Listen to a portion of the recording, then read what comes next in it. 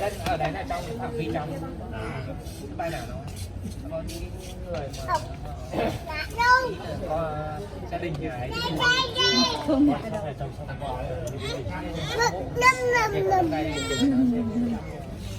đất tạm thời đấy ấy thì không có nhà tập thể của hai cả gia đình